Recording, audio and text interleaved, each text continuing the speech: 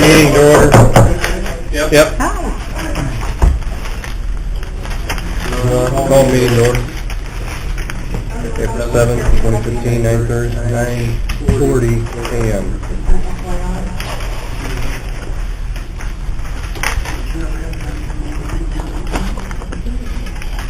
Start off with public comments. Are there any public comments? Seeing none, we'll go on to reports from the agencies. That would be... Okay, so the first thing that I want to go over for just a few minutes is the summary report. I don't know all of them, but if you have any questions about any of the members, I'd be happy to discuss those with you. A couple points that I would like to make are, if you look on the second page, if you look at our hepatitis C community investigation, I think that all 11 of those cases that we've looked at are actually cases. Typically, over the past 5 years, we've seen about this many cases in a year for hepatitis C, and all counties across the state are seeing increased numbers of hepatitis C. Hepatitis C is becoming, we're not sure that it's becoming more prevalent, but what we are sure of is that people are being tested more frequently now for it. So those investigations are becoming more and more prevalent. We also know,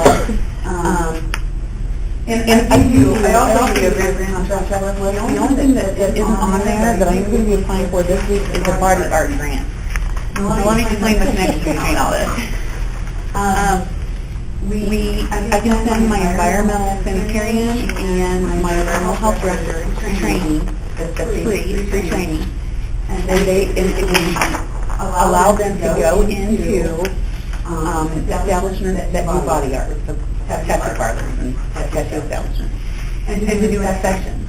One of the things that we're seeing in Iroquois County and across the state with these hepatitis C cases, we're seeing when we do the investigation and we ask the people to identify their exposure risk, a common denominator statewide is they receive tattoos from places where they pay for a tattoo. So they're encouraging, the state is encouraging the local health departments to do inspections at the body art places. So I'm going to Secretary of Transit, I'm going to apply for a grant. That grant will pay for anywhere from, we don't know what the exact amount yet is going to be on that, but they told us it'll be anywhere from $150 to $250 for inspection. So we will be reimbursed for that service. But it's very important, and it may, by them going in and making sure that these places are actually autoclaved and sanitizing their material. I'm going to pass on a little story to you that was passed on at the state level. The state sent a team around a few years ago, just to give an idea of, because they had multiple incidents of hepatitis C have happened in specific areas in Illinois. So they asked specifically where people had been exposed, or thought they had been exposed. And they sent a team around, and a lot of places that the state team investigated were not using sterile material. They were literally washing the equipment that they used on people in a sink, and then putting it into a bag, and sealing it with what looked like a seal meal. And then so people think that when they hear this package open and it goes shh, they think that somebody's opening a sterile package. That's not what, stuff inside has only been washed in a sink. So the public health department will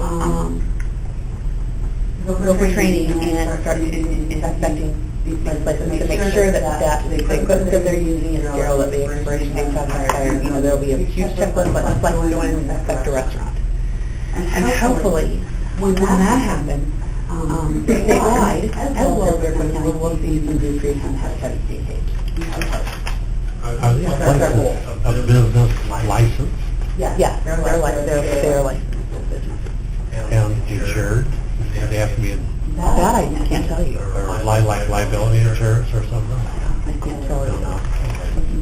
The problem with that is, and I know where you're going with that, the problem is that when we do an investigation, that person, the people that have positive for hepatitis C may end up having 5 or 6 different risk factors. Maybe they've used IV drugs, maybe they have had unprotected sex, maybe they have gotten infected. It could be different things, but that's something that we can look at. So that's one of the things that we'll be doing. So on your grant and contract list, in the next month, you'll be making a decision for another grant that we're going to be applying for, the body care program. So Lee, are you going to charge these farmers the $150 for their... Absolutely. Yeah, they'll pay a fee just like the permit fee, just like a restaurant or a garbage truck. Yeah. And the state will be setting the fees that we can charge them. And then the grant, you get supplemented. So that's all our costs. And the other thing I wanted to point out was where you were in the norovirus outbreak, the total number of individuals. Typically we have norovirus outbreaks every year. Norovirus is typically caused by vomiting disease. Vomiting and diarrhea are the main two symptoms of that. My grandmother used to call that the flu, even though we all know now flu is like a respiratory infection. It's influenza. And how you do vomiting and diarrhea. Norovirus is what you have to have diarrhea. Norovirus is one of the most contagious viruses known to man. And it spreads very quickly. So those two actual cases involved 78 individuals from 2 long-term care facilities within the Iroquois County. Both of those, I said, an environmental infection. I said, there's a 24 case protocol that they have to follow when they have those cases. Both of those long-term care facilities were self-reported to us, called us, and let us know. They have to let us know if they have 10% or more of their population sick with the same kinds of symptoms. And once they hit that 10% mark, they have to call us within 24 hours and then start an investigation. And we go send our environmental health out, make sure that it's not salmonella or something else. Norovirus is one of the viruses that is very hard to detect. So usually for each outbreak, the state asks us to send in 5 stool specimen samples. Well, we sent in 7 between 2 places, and 6 came back positive. I've never seen that before, even in all the years of my public health experience. Norovirus is norovirus like what you see on tracking. You know those tracking screen? Once in a while you can see one go by. But every time you stand down, it's not going to have a position on you. Okay? So that's kind of like an analogy for what it's like to test norovirus. If you can get one out of 5 test turn back positive, you know what they all have. Well, 6 out of 7 turns out positive. So that has the viral load pretty high. So Have these all seriously aging people? Yes. There weren't any deaths? No deaths. And then we had another long-term care facility report to us yesterday. We'll have another one in April for sure. But we see this typically throughout typically January, February, March, April. We see this every happen. We do a lot of control measures with them. We're doing hand washing and education with the staff. We make sure that they haven't all got or they're going over, which is the best way to prevent it is wash your hands and you're caring for clients. These 78 individuals are not just residents, they were also staff members. We restrict visitors, make the sign on the door, the stop sign that says that, you're ill, please enter, and warn them that there's illness, we have listed the visitor restrictions for one of the facilities, and the other facility is probably, I imagine, we would wait 92 hours without anyone needing to take or become sick before fully let those.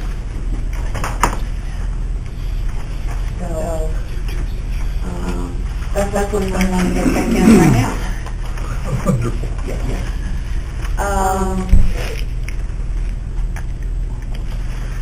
Do you have any other questions about anything in the report? Okay, last meeting you asked me to have you come to services, so we're going to touch a little bit on the CDC program and then get into the ACS program. And we'll know a little bit about that.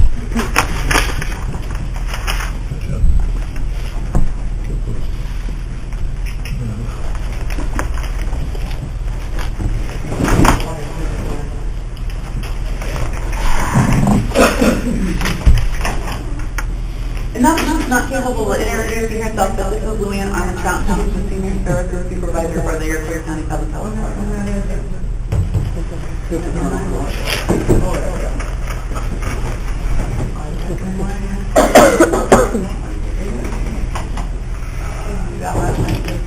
is Dan, I'm supervisor of senior program, and since we came in Clark County Public Health, we now have our two larger programs left. One is our community care program, our case coordination unit, where when we split for their flight, we used to be the case coordination unit, which was one in every county, but rather than go out and bid throughout the state, our area agency took over. They have taken over the DCU, so we're basically under their agency in this program. My staff includes myself, and I'm supervisor of both programs. The adult protective service program requires a supervisor and caseworker both be in an agency, and you'll see I've been with the agency, the health department for 21 years, and a nurse. Nancy Reed is one of my staff persons who also does both case coordination and also adult protective services as a caseworker. And we have Jill Erickson, social service background, who's been with us 8 years, but prior to coming before here, she's already been trained as a care coordinator at Captain Charity. So, overall, we run about 160 clients that we have on our community care program at all times. We always have people dropping on the program, going to nursing homes. We get referrals for about 10 to 15 new residents every month under this program.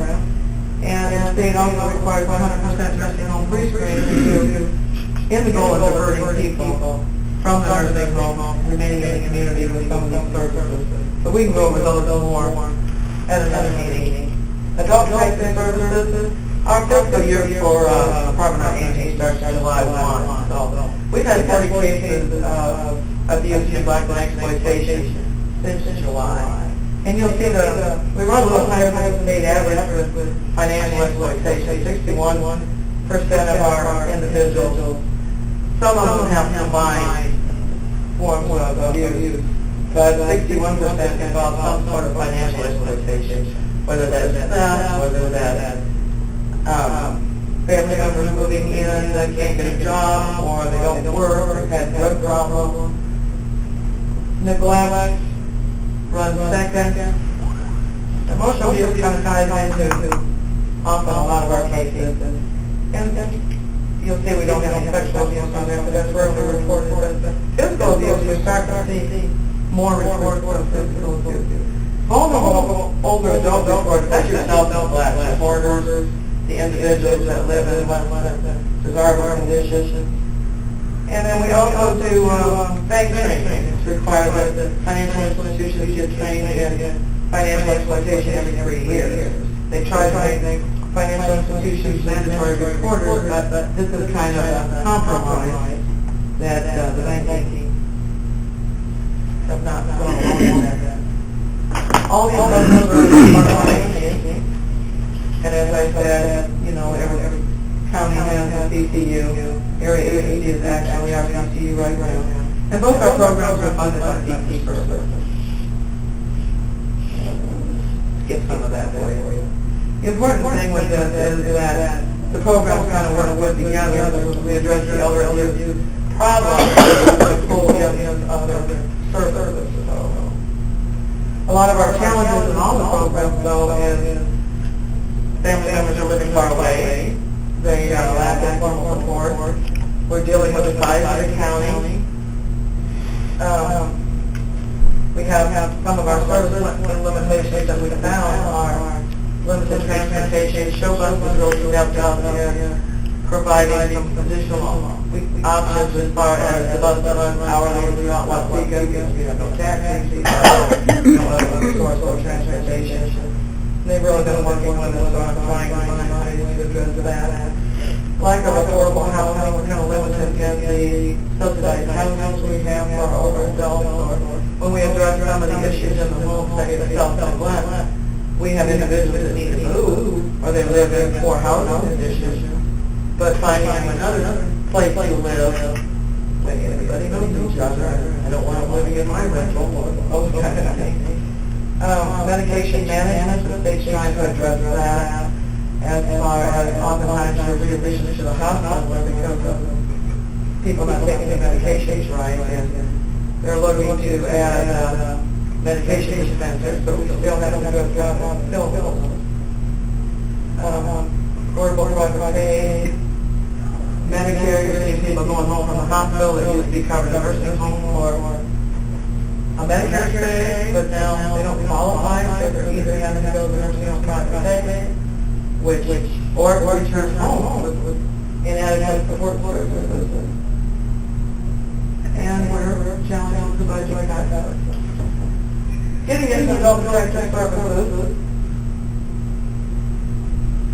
This program started actually 2001 here, from 1998, started on the neglect act. This was expanded in July of last year to the Adult Protective Services Act. We no longer just investigate abuse and neglect of older adults. It's now included the disabled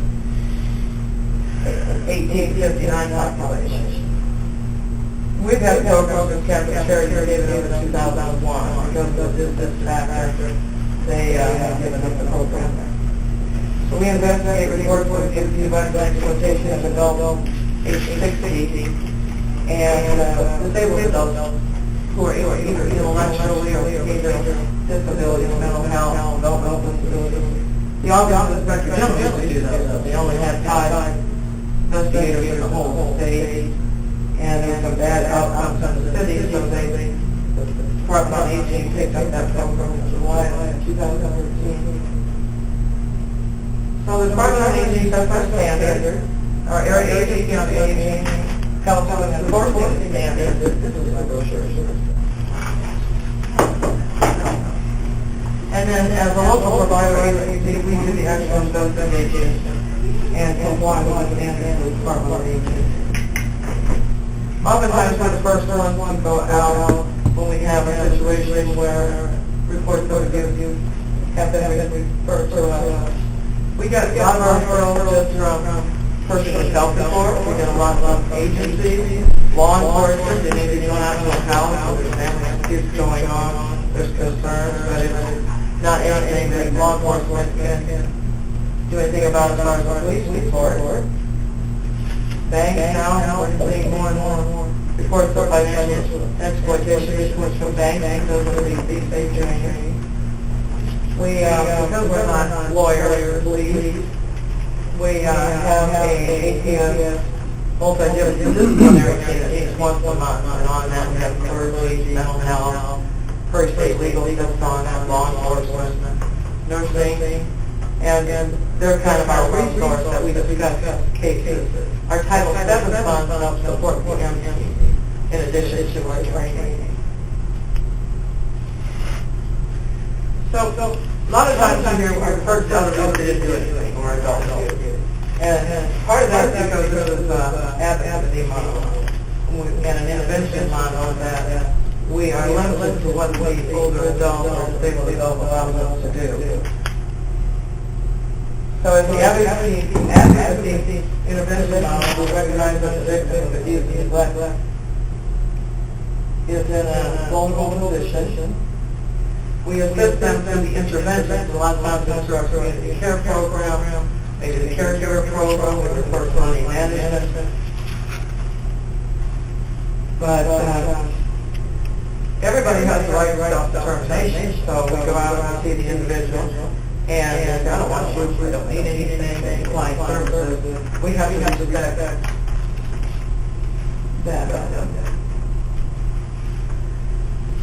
So everybody has the right to decide how they will live. They have the right to decline services and to make decisions, even whether I agree with them or not. Now, if we run across an individual, we do what we call mini mental to get an idea of their mental capacity, and if we find they have dementia, we can act in their best interest without their gaining their approval. Mandatory reporting is limited. That means that we give all healthcare professionals are mandated reporting. But in this program, it's limited in that you can give that individual information on how to report, and they can choose whether they want to report or not. But we really encourage voluntary reporting. You don't have to be sure that a person has been exploited or neglected. Any suspicion can be reported to us. And I think we've investigated individuals in every village in the county over the years. So anybody should report if you have any suspicion. We always keep the reporter confidential. And again, reporting is your suspicion, it's not necessarily proof. We've never had a reporter asked to testify in court. And if it's somebody reports a co-worker, family member, the law allows for has immunity from any civil or repercussions from that. And again, we have about confidentiality. So, to make a report, the alleged victim has to be at least 60 years old or between 18 and 59 and has behavioral or intellectual disabilities. We also report younger adults that are victims if they have physical abuse to the point that they're unable to report themselves. And the allegations constitute abuse or neglect. The victim has to live in a domestic setting. We don't do investigations of life disabilities. Heritage Woods is Support of Living. We don't do investigations there. We don't do nursing homes. But we do your independent living, such as Kingdom Gardens. They have different ways. And you have to have an illicit use. Some of the person causing harm or problems to that older disabled adult.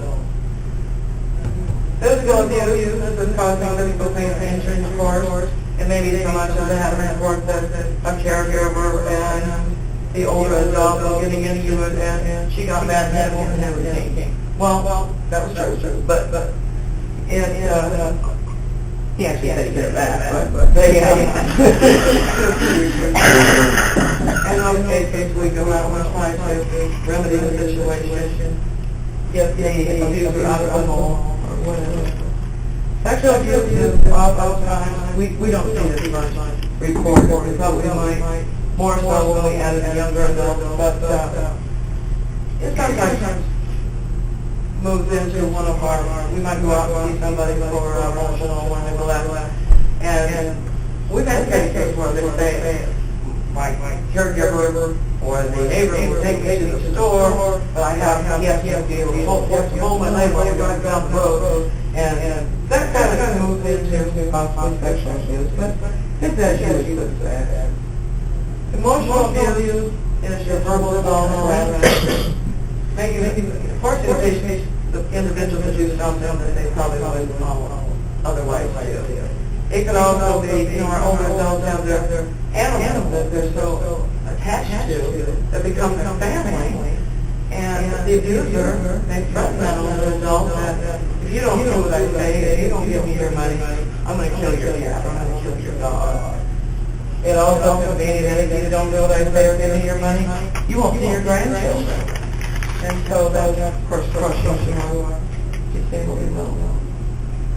Confinement is restraining or isolation of a vulnerable adult other than for medical reasons. One case comes to mind where the report was that the son ties his mother to a chair. Well, that's terrible, isn't it? But sometimes they sound worse. Sometimes they are worse than that. But in this case, the son had his mother with Alzheimer's. She was blind, and she was sitting in a chair. But when she got up, she was walking to a wall all out. Well, the extension cord caused enough, caused enough firmness that she felt that she was sit back down. So our interventions were to go in and try to find a better option. So we were able to work with the physician and different items and found that we could get a restraint, which totally nobody used restraint. Once I went to the doctor and got the lecture on why we don't restrain people, but it had a breakaway. So even though she felt it, if she had to get up right excuse me, I had to pop. It had enough relief that she could get up out of the chair. So he was doing it for safety reasons, but it sounds terrible at the time. It can also be, we had an Alzheimer's, an older lady with Alzheimer's, and our family walked around the house every day, and go out and see her, it was for another program. She'd say, come in, she couldn't get the door open because she was locked in. The reason for that was because family was afraid she'd get out, lived in a rural area, and she'd be lost in a corner. So in those cases, we looked to see whether, can they put caregiver in the home? Do they qualify for adult day service? And what are the options to help improve the situation?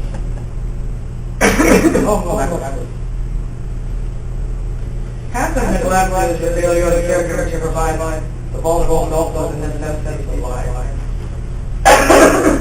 This is usually not helpful. This is often the case of maybe a husband and a wife, and the wife used to take care of everything. Husband he never put up the nursing home, but he lacked the ability either because of their own health problem or lack of knowledge to care for his wife. And in those cases, it could go to the bed sore, or she's not going to get medication to the doctor because it's making it out. These are individuals that should be arrested for neglect.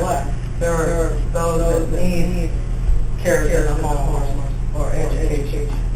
We also see when you have a disabled adult who's now becoming the caregiver. Mom always took care of that disabled adult, and now mom can't take care of herself. The disabled adult is becoming the caregiver, just doesn't have the knowledge. So in those cases, we utilize sometimes our community care program, where the homemaker goes in, teaches that younger child how to cook, helps them with cleaning, and all that. I'm going back to the single vote. My single vote. Willful deprivation, especially if you don't do what I say on the that's just an easy depriving people. Financial exploitation is as I said, it's an issue or withholding of the adult person. Resources by another. And oftentimes, we don't see until utilities have been cut off, you can't take care of your finances, it might be siblings or siblings, but oftentimes if a abuser has gone through a person's finances, our tax dollars. So we work with banks and identify, when maybe somebody is coming into the bank and then we see a lot of issues with power of attorneys that require assistance with, we use First State Legal to help revoke power of attorneys, we use finance.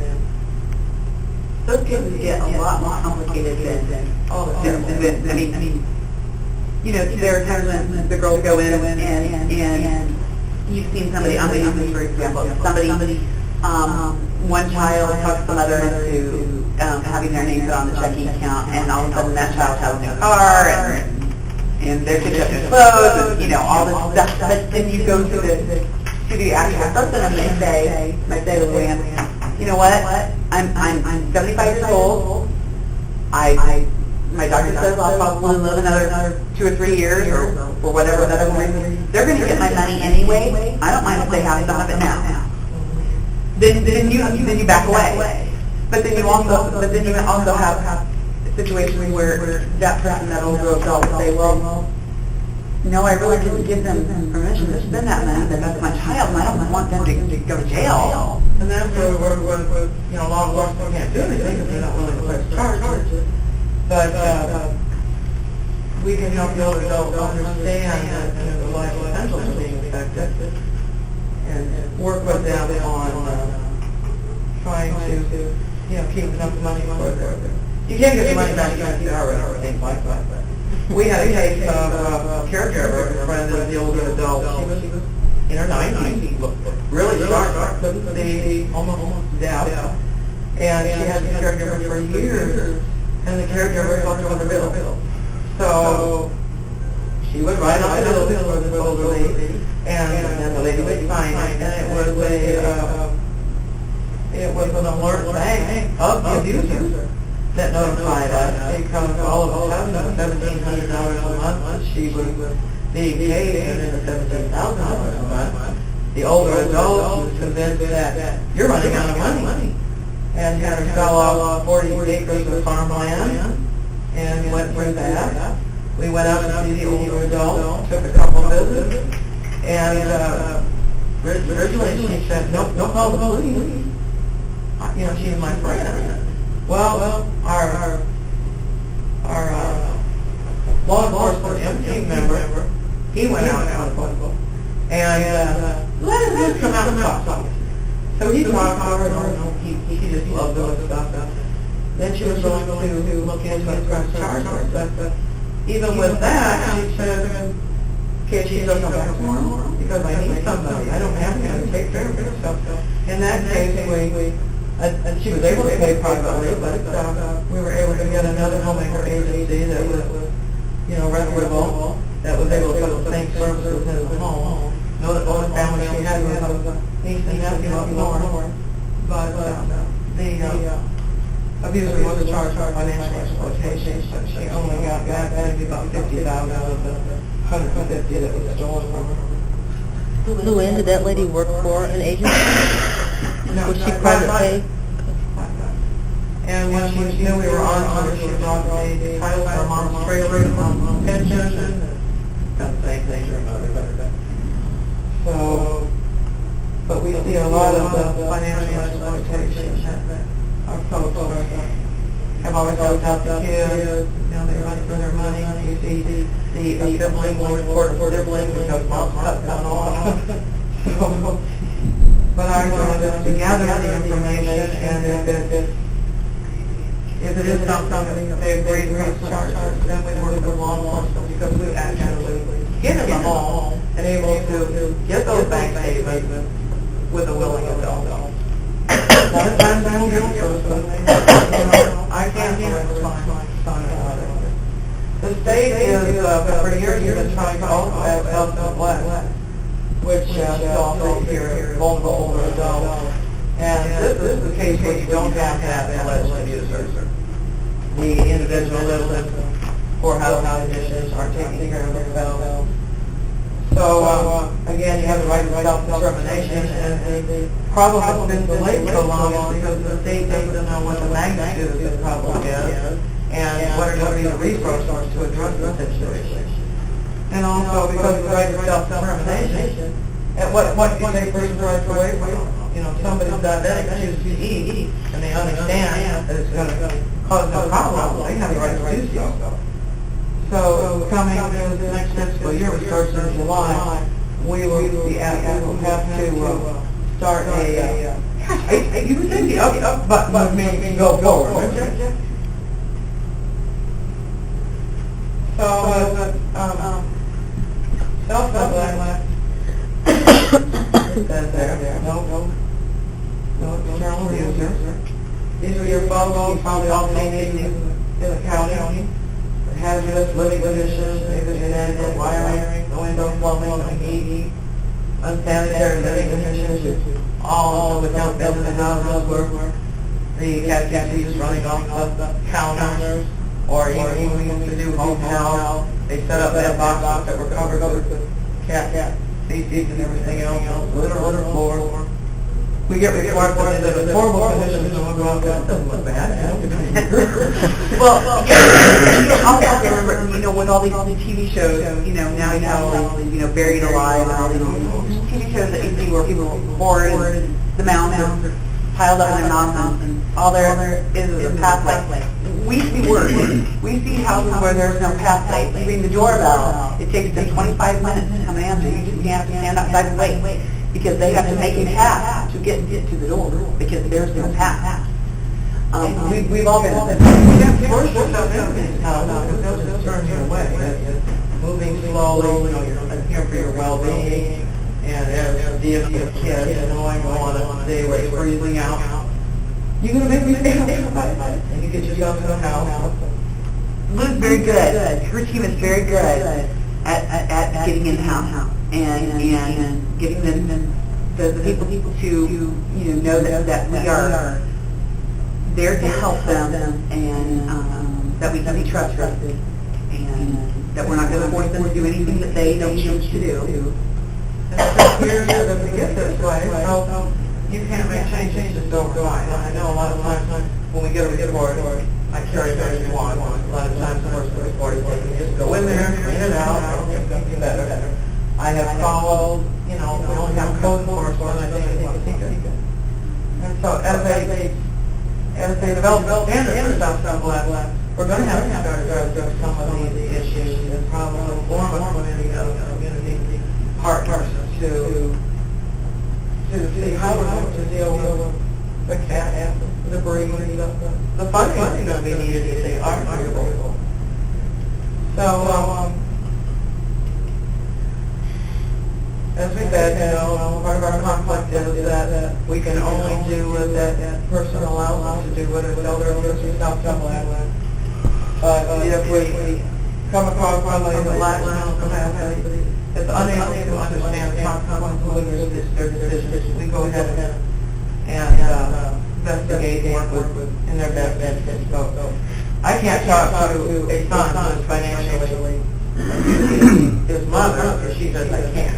But if that older adult is less capacity, I can talk to that son and address the issue. We can't just leave them alone. Here's a picture of our hoarding and control. We've had cases where small thefts, goal is to keep a path from maybe the doorway to the kitchen. Some of the reasons are obsessive compulsive disorder. Usually it's because there's been a major event or loss in their life. These items are more their security as far as you don't have nothing else. These belongings, my animal, give me comfort. And of course, there's a lot of mental health issues as well. Animal hoarding. Hey, see them. People have a little bit. And because you're still illness or traumatic event, strong attachment, emotional attachment. They think they're doing a service, try to work with them on, you know, your cat's ability to get it down. No one would love them like I can. So this is when we get a report. We review the intake. We have priorities on our assignment. Priority one is your physical abuse and severe neglect, and we have 24 hours to respond. Priority two is your neglect. We have 72 hours to respond, and financial exploitation, emotional abuse, we have 7 days. We contact collateral for people that might tell us when we get a report, we're told who has any additional information, we contact them, and we need to determine the resolution. Our caseworkers, we find out do they have guns in the home, do they have animals, and this is to determine whether we need to go together on the case, which is not the case, whether we need to take law enforcement. we make the first visit unannounced for obvious reasons, you have somebody that the allegations are collect, probably that person is going to be clean, fit, shine, and everything else. Or the alleged victim is going to be coached on, don't tell them this and that. We show up when we meet with the alleged victim alone, inform them of the allegations. Any time we want to talk to another family member, let's abuse you, we have to get a written information. During the first 30 days, we have to investigate and determine whether we're substantiation of allegations or not. And that's our funding is the first 30 days, we get so much money. For the next 2 to 3 months, we have so much, and then a flat we can get that. If the case isn't substantiated or the legislature declines, we close the case. And if we do substantiate, we found enough information and the allegations were indeed true, then we have to get to this agreement, we continue with the plan of care and continue to work with them to improve the situation. And we can keep the case open up to 12 months. We have emergency intervention funds to do this program where we have somebody that needs emergency food or other items, and we're allowed to fund it through this early intervention. Some of the challenges we have are reported reluctant to report. A lot of times we go into a situation and we have no idea what's on the other side of that door. Another challenge is the victim decline services. When we know that there's abuse, neglect, exploitation going on, there's so much untreated mental illness in this county, and also the challenge of working with the older adults. And I think the biggest one is we're expected to fix all those problems that can't always be fixed. We talked about early intervention service fund. Part of our problem is we don't have the financial resources to address the problem. And if we do, say we need emergency food, staff goes out to the grocery store and has to buy it there and wait for it to be reimbursed. Or if we find, a lot of times we have to buy a heater or something like that. That's been a real issue. So if you see that you reimburse me, that's usually a lot of that. Yeah. Because of the upfront money that the staff has. Which is a whole other issue that I've addressed with the health committee in previous meetings, and I'd like to bring up again in future meetings. The health department doesn't have any way of using these funds until we, as employees, use our own personal credit card. So we are given these funds through the state, and somebody needs emergency food or needs whatever. We already have been guaranteed that we're going to be reimbursed for that. But the staff has to go out and use their own money to pay for this because haven't been allowed at this point in time to have a health department credit card. So we've been creative. I've set up accounts with Big R, so that we can go out there, charge it, and they'll bill us, and we can turn the bill in and then pay them. But there are a lot of places. So you'll see on the claims form, so a lot of that money being reimbursed for staff because they've had to upfront it out of their own pocket. And it's becoming more and more, and it's an issue. So it's just something to think about.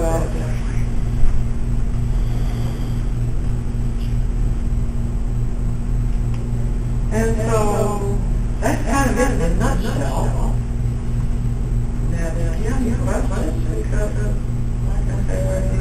Come across somebody that you just feel something isn't right, your gut knows something going on, please give us a call.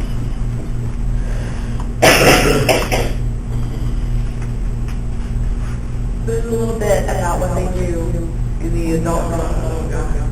Yeah. Oh, yeah. Well, and help me with this.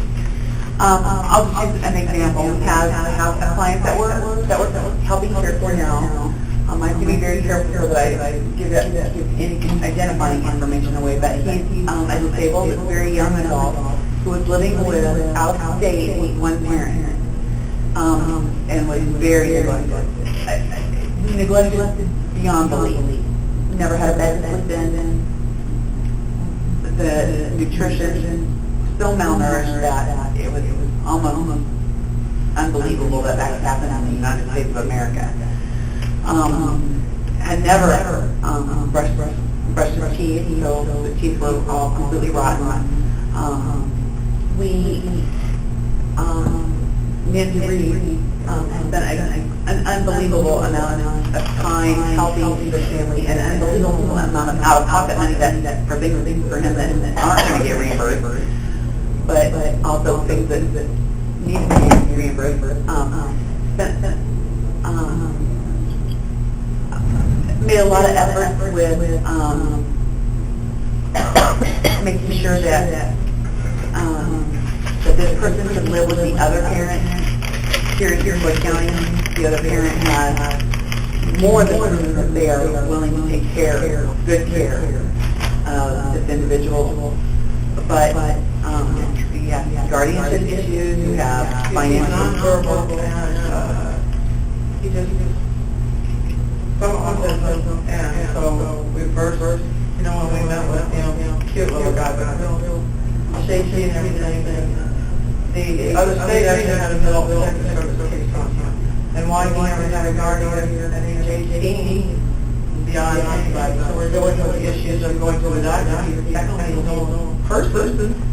They won't talk to my father. We've been dealing with all those issues, but his dental care, we're to the point that he is now developing infections. We can't get a doctor. We're going to EYC, it'll address any of the heart problems. So Nancy's working on guardianship, emergency guardianship to move on. He's got her now, and he rubs her hair. We wouldn't touch before. Next to my smile and a pop machine now. So he's kind of trying to turn on the light, but it's one of our success. And Susan helped with that, thank you. We, just because there's so, we all know about the amount of paperwork and trying to get through the loopholes, try to get services for people who actually need services. Tom Bennett's office, especially Susan, made many phone calls and has helped us with that. We're very grateful for that help.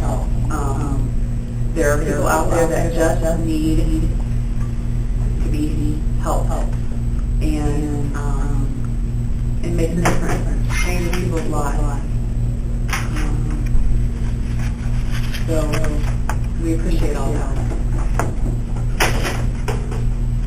Thank you all. Thank you. Again,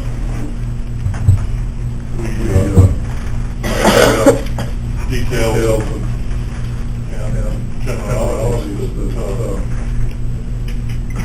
lot of us don't know are there. I probably want to appreciate it very much. I know a few years ago I sent out information to all the townships, supervisors, and I don't know how many of them back saying it doesn't happen in our area, So I know we need to get out there with more information, just like everything else. It's just like our services, you don't need them. You don't pay attention to, the local services and the services. We've been able to give you the basics today. It's a lot more intense, a lot more complex, and a lot more difficult than what it appears in a PowerPoint presentation. But the staff is doing a job.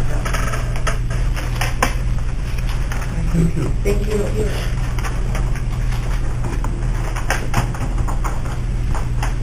So please let me know if you would like additional programs and services. If you want us to continue doing them.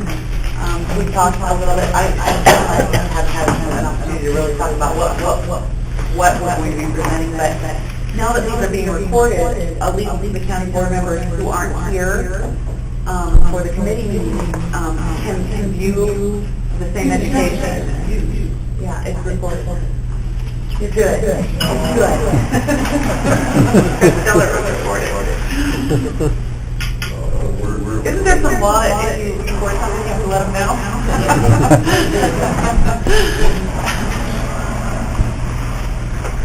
But she's done this presentation under recording city time, yeah. Who is the police officer on the M team?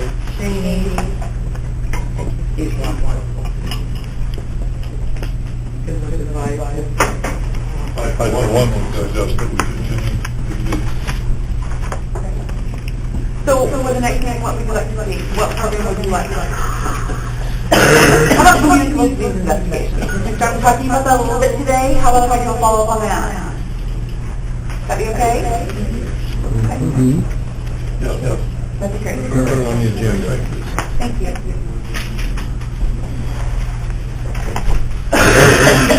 Okay, conclude department report. Everybody have a chance to look at the claims. I would entertain a motion to approve. So moved. Second. Second. Brett. Any discussion on the claims? Seeing none, call the roll, please. Schultz? Yes. Winben? Yes. Schmidt? Yes. Whitlow? Yes. Pursley? Yes. Crumpety? Yes. Claims are approved. Any old business? Yes, Kyle. It was probably about 2 years ago, we sent a letter out, you remember, Troy, to outside agencies, health department, mental health, Yep. volunteer services, that come maybe quarterly, I believe, they came To quarterly. report. Maybe we need to get that back out to them, at least like the mental health. And either correct me if I'm wrong, I think they're, Dale, maybe they're levied 700,000-ish. They have 708, and then there's the 377, right? So that's two different ones. Mental health is $585,000. Yeah. And the health department. Yeah, health department is 400 this year. Persons with developmental disabilities, 377, that's 480,000. Yeah, they So need it's to a big report. dollar. Big dollar. Not insinuating anything, but it'd be nice. Did we actually request quarterly? I have to look at the minutes. I know they came and we talked about it, but I can't remember when. I don't think we requested specifically, but I think it's been long enough that we could request again and maybe to adjust it quarterly, would be my thought. Anyway. If we want to get it installed, then it's easier for everybody. Is there any way to look back and see the letter we sent out prior? Let's just do the same thing again, even if you copy the letter, change the date, send it back out. And then, just trying to think if we should have quarters now, or past. So I wonder if they should report in July, put it out for July. My thought would be that you would alternate. Schedule them in. At their preference, usually. Let's get the letters out. Get those to me, then I'll start a checklist and I'll call them about it. Have them get back in touch with you and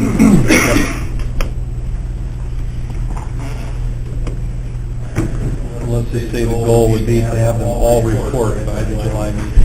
All of them, even if one of them wants to do it next month, June, for 3 months, and then try to do it yeah, that works.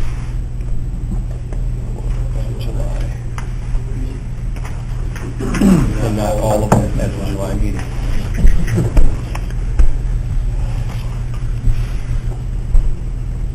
New business?